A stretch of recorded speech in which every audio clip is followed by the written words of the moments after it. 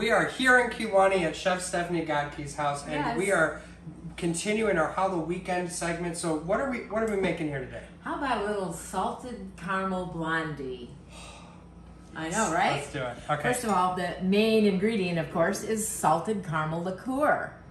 Mississippi River Distillery's new invention that is delicious. I mean, I use this as coffee creamer, just so everybody knows. just so everybody knows, it's not on a work day. Yes, not on a work day, Yes. but it is coffee creamer. And It's perfect. HR, you can call me. I'll back them up. Anyway, what I like to do with a blondie is I make a simple recipe that has easy options.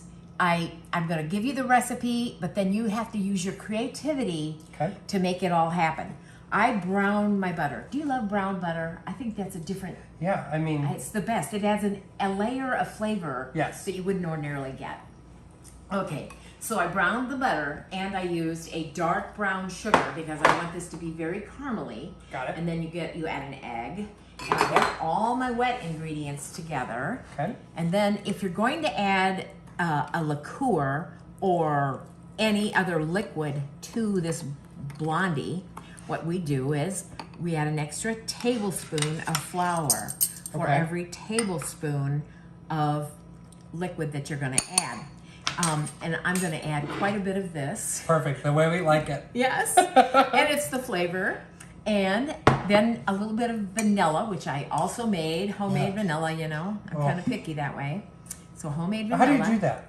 Well, I take vanilla beans and put it in Mississippi River Distillery Pilot, the vodka. Vodka. Okay. And then I make a batch on 4th of July that's good for holiday gifts. Yeah. And I make a batch on Christmas Eve Yeah. or something ready for ice cream in the summer. That's great. So yeah. Okay. Okay, so you take all your liquids, you've got that all together, and then you're going to take these little caramel bits in this case, or you can use, like if you change up the recipe, use white chocolate chips or whatever Sure. you want to do. Okay.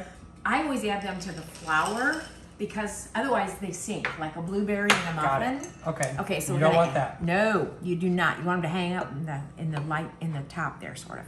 Okay, so then you add all of the wet ingredients, and then like any good brownie recipe, the trick is not to just beat it constantly.